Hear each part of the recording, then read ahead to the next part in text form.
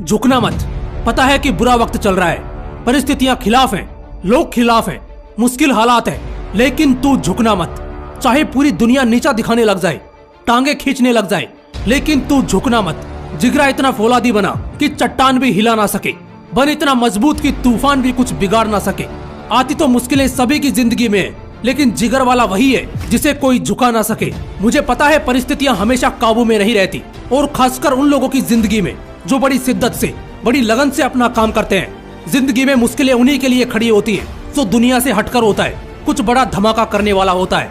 इसके एग्जाम्पल्स की अगर बात करने लग जाऊं तो शायद शाम निकल जाए। आज देश की लड़कियां लड़कों से बेहतर कर रही हैं। सानिया नेहवाल और पीटी उषा जैसे ढेरों उदाहरण मौजूद हैं।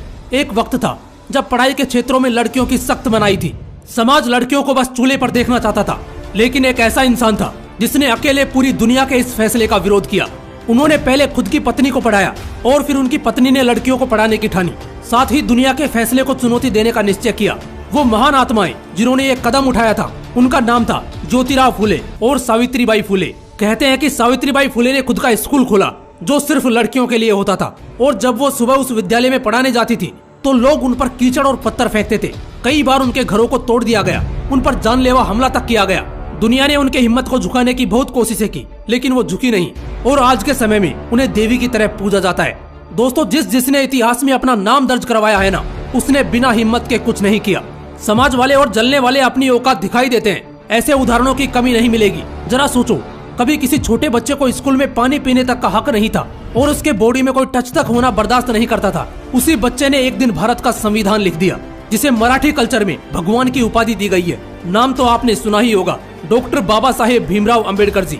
आज के जनरेशन में ऐसे जिगर वाले बहुत कम पैदा होते हैं, लेकिन जब होते हैं तो अकेले लाखों के बराबर होते हैं। ये दुनिया तुम्हें हर मोड़ पर झुकाना चाहेगी, अपने जैसा बनाना चाहेगी, लेकिन अगर तुम डर गए, इनके सामने झुक गए, तो पूरी जिंदगी बुज़दिल की तरह जियोगे।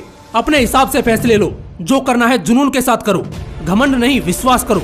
मैं झुकेगा नहीं साला, इस डायलॉग को आज बच्चा बच्चा फॉलो कर रहा है, लेकिन जितने कॉन्फिडेंस के साथ इस डायलॉग को दोहराते हो, उतने ही हिम्मत के साथ अपने चुनौतियों का सामना भी करो। खुद को ये बात याद दिलाओ कि लोग जिस हाल में मरने की दुआ करते हैं, मैंने उस हाल में जीने की कसम खाई है। जो हारने से डर गया वो कभी जीत ही नहीं सकता, और जो बुज़दिल धमकियों से पीछे हट गया वो कभी खुद का साम्राज्य खड़ा नहीं कर सकता। इतिहास गवाह है, जिस राजा ने दूसरों के फैसले में दबकर खुद का फैसला लिया है, उसके राज्य को ध्वस्त होने में जरा भी समय नहीं लगा।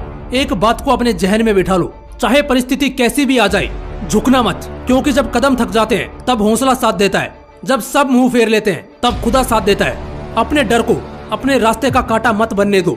हिम्मत बताई नहीं दिखाई जाती है। डरपोक इंसान के लिए तो जिंदगी हमेशा मुश्किल ही रहती है, क्योंकि उसे दुनिया के सामने झुक के और डर के रहना पड़ता है। वहीं एक फौलादी सीने वाला शख्स दुनिया को अपने कदमों में झुकाता है। छत्रपति शिवाजी महाराज के बारे में पढ़ोगे तो पता चलेगा कि उनके बेटे संभाजी महाराज 10 वर्ष की उम्र में शेर तक से लड़ जाते थे।